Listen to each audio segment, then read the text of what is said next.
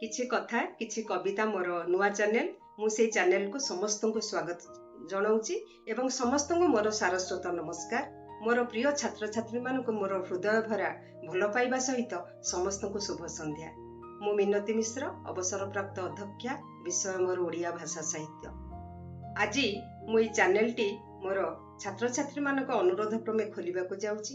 ମୋର ଚାକିରି ଜୀବନ ଭିତରେ ଅନେକ ଭଲ ପାଇବା ମୋର ଛାତ୍ରଛାତ୍ରୀମାନଙ୍କ ଠାରୁ, ସହକର୍ମୀ ମାନଙ୍କ ଠାରୁ, ସାହିତ୍ୟିକ ବନ୍ଧୁବାନ୍ଧବୀ ମାନଙ୍କ ଠାରୁ ଏବଂ ସର୍ବୋପରି ମୋର ପରିବାର ବର୍ଗ ମାନଙ୍କ ଠାରୁ ପାଇଛି ଓ ସେମାନଙ୍କ ଦ୍ୱାରା ପ୍ରେରିତ ହୋଇ ଆଜି ମୁଁ ଆଗକୁ ଆଗେଇଛି। ଆଜିର ଏଇ କିଛି କଥା କିଛି କବିତା ଚ୍ୟାନେଲ ମାଧ୍ୟମରେ ମୁଁ ମୋର ପିଲାମାନଙ୍କ ପାଖରେ ପହଞ୍ଚିବାର ସୁଯୋଗ ପାଇପାରିବି। ପ୍ରତ୍ୟକ୍ଷରେ ନହେଲେ ବି ଏଇ ଚ୍ୟାନେଲ ମାଧ୍ୟମରେ ମୁଁ ସେମାନଙ୍କ ପାଖରେ ପହଞ୍ଚି ପାରିବି, ସେମାନଙ୍କୁ ଜ୍ଞାନ ବାଣ୍ଟି ପାରିବି ଏବଂ ସେମାନଙ୍କ ସହିତ ଯୋଡ଼ି ହେଇ ରହିପାରିବି। ଏଇଟା ହେଉଛି ମୋର ପ୍ରଥମ ଉଦ୍ଦେଶ୍ୟ। କିଛି କଥା ପ୍ରକୃତ ଭାବରେ କିଛି କଥା କହି ହେଇଯାଏ, କିଛି କଥା ଲୁହ ହୋଇ ବହିଯାଏ, କିଛି କଥା ଛାତି ତଳେ ଚାପି ହୋଇଯାଏ। ଏଇ ଛାତି ତଳର ଗହନ କଥା କେତେବେଳେ ଗପ ଆକାରରେ, ଉପନ୍ୟାସ, କବିତା ଆକାରରେ ରୂପ ନେଇଥାଏ। ତେଣୁ ତା ଦେହରେ ନଥାଏ ବାଧା ଆଉ ବନ୍ଧନ। ପାହାଡ଼ି ଝରଣାଟି ପରି ସେ ଆଗକୁ ଆଗକୁ ବହି ଚାଲେ। କୋଉ ଆଦିମ ଯୁଗରୁ ମଣିଷ କଥା କହୁଛି ଆଜି ପର୍ଯ୍ୟନ୍ତ। ମଣିଷ ଯେତେବେଳେ ତାର ଜୀବନର କଥା କୁହେ, ସେତେବେଳେ ତାର ଶବ୍ଦ ସବୁ ଭାବପ୍ରବଣର ରୂପ ନେଇ ଆପେ ଆପେ ବାହାରି ଆସନ୍ତି। ଜୀବନର ପ୍ରତ୍ୟେକ ସ୍ମୃତି ପୁଣି ଜୀଇଁବା ଆରମ୍ଭ କରନ୍ତି। ତେଣୁ ସେଇ କଥା ହେଉଛି ତାର ସ୍ନେହର, ରାଗର, କ୍ରୋଧର, ଅଫସୋସର, ସଂଘର୍ଷର। ତେଣୁ ଏଇ କଥା କେତେବେଳେ ପୁଣି ସଙ୍ଗୀତର ରୂପ ନେଇଥାଏ, ଯେମିତିକି ନାନାବାୟା ଗୀତରୁ ଆଧୁନିକ ପର୍ଯ୍ୟନ୍ତ। କବିତା କବି ହୃଦୟର ସ୍ୱତଃସ୍ଫୂର୍ତ୍ତ ଅଭିବ୍ୟକ୍ତି। କବିତା କେତେବେଳେ ହୁଏ ଚପଳ ଛନ୍ଦା, କେତେବେଳେ ହୁଏ ପୁଣି ବାସ୍ନାମୟୀ ରଜନୀଗନ୍ଧା, ସିଏ ପୁଣି ଅଳକାପୁରୀର ଅଳକାନନ୍ଦା। କବିତା ଅମୃତ ବାଣ୍ଟି ଚାଲେ, କେତେବେଳେ ଚଳଚଞ୍ଚଳ ହୋଇ ଚପଳମତି ହୋଇ ସେ ଆଗକୁ ଆଗକୁ ପ୍ରେମର ପରିଭାଷା ନେଇ ଜୀବନର ସଙ୍ଗୀତ ଗାଇଥାଏ। ଆଜି ମୋ ଚ୍ୟାନେଲର ଶୁଭାରମ୍ଭ ମୁଁ କରିବାକୁ ଯାଉଛି ମୋର ସ୍ୱରଚିତ କବିତା ସଂକଳନ ଅମୃତ ରୂପାର ପ୍ରଥମ କବିତା ଅମୃତ ରୂପାର କିଛି ସମ୍ୟକ ଆଲୋଚନା କରିବି।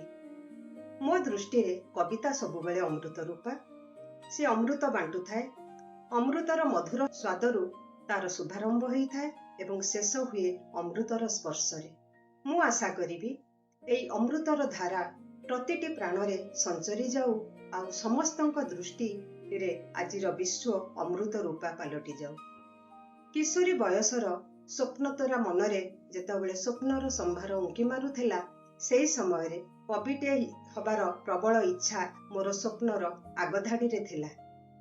ତେଣୁ କବିତାକୁ ଭଲ ପାଉଥିଲି ବୋଲି କବିଟିଏ ହେବାର ସ୍ୱପ୍ନ ମୁଁ ଦେଖିଥିଲି। ତେଣୁ କବିତାରେ ମୁଁ ସମ୍ପୂର୍ଣ୍ଣ ଭାବରେ ନିଜକୁ ନିମଜ୍ଜିତ କରିଦେଇଥିଲି। ବେଳେ ବେଳେ ଫୁଲେଇ ଜହ୍ନର ହସ ଦେଖି କେତେବେଳେ ମୁଁ ହସିଥାଏ, ଆକାଶର ତାରା ଫୁଲ ଦେଖି ମୋ ଆଖି ମୁଁ ମିଟମିଟ କରିଥାଏ। ମୋ ମନରେ ଥିବା ଅସରନ୍ତି କଳ୍ପନାର ଛବିକୁ ମୁଁ ରୂପ ଦେଇଛି ଅମୃତ ରୂପା କବିତାରେ। ମୋ କବିତାର କିଛି ପଂକ୍ତି ମୁଁ ଆପଣମାନଙ୍କୁ ପଢ଼ି ଶୁଣେଇବି। ଛନ୍ଦଭରା କବିତାର ପଂକ୍ତିରେ ଲାବଣ୍ୟବତୀ ହସୁଥାଏ। ଛନ୍ଦଭରା କବିତାର ପଂକ୍ତିରେ ଲାବଣ୍ୟବତୀ ହସୁଥାଏ, ସେ ହସରୁ ଝରି ପଡ଼େ ଟୋପା ଟୋପା ମୁକ୍ତା। କବିତା ହସ ଦେଖେ, ଲୁହ ଦେଖେ, ଦେଖେ ବିପ୍ଳବର ନିଆଁ। କବିତା ହସ ଦେଖେ, ଲୁହ ଦେଖେ, ଦେଖେ ବିପ୍ଳବର ନିଆଁ। ଭୟରେ ସେ ସାଙ୍କୁଡ଼ି ଯାଏନି, ବରଂ ଆଦର୍ଶର ଦ୍ୱାଇ ଦେଇ ବିଞ୍ଚି ଦିଏ ମୁଠା ମୁଠା ଆଶା ଆଶ୍ୱାସନା, ମୁଠା ମୁଠା ଆଶା ଆଶ୍ୱାସନା। ତେବେ ବନ୍ଧୁଗଣ, ମୁଁ ଆଜି ଏଇଠୁ ବିଦାୟ ନେବାକୁ ଚାହୁଁଛି। ଆଜିର ମୋର এই କ୍ଷୁଦ୍ର ଆଲୋଚନାଟି କିଭଳି ଆପଣମାନଙ୍କୁ ଲାଗିଲା, ଆପଣ ନିଶ୍ଚିତ ରୂପରେ ମତାମତ ପ୍ରଦାନ କରିବେ ଏବଂ ମୋତେ ସହଯୋଗ କରିବେ, ମୋତେ ଉତ୍ସାହିତ କରିବେ, ଯେମିତିକି ମୋ ଚ୍ୟାନେଲଟି ଆଗକୁ ଆଗକୁ ସଫଳତାର ଶୀର୍ଷରେ ପହଞ୍ଚି ପାରିବ। ଆଉ ଛାତ୍ରଛାତ୍ରୀମାନଙ୍କୁ ମୁଁ ଆଜି ଜଣାଉଛି ଯେ ପରବର୍ତ୍ତୀ ଅଧ୍ୟାୟରେ ତାଙ୍କର ପାଠ୍ୟକ୍ରମରେ ସାମିଲ ହେଇଥିବା କବିତା, ଗଳ୍ପ, ପ୍ରବନ୍ଧ, ଉପନ୍ୟାସ ସବୁକୁ ମୁଁ ପର୍ଯ୍ୟାୟକ୍ରମରେ ଆଲୋଚନାର ପରିସରଭୁକ୍ତ କରିବି। ଆଜି ମୁଁ ବିଦାୟ ନେଉଛି। ସମସ୍ତଙ୍କୁ ଧନ୍ୟବାଦ ଜଣାଉଛି। ଜୟ ଜଗନ୍ନାଥ, ଜୟ ମା ସମଲେଇ।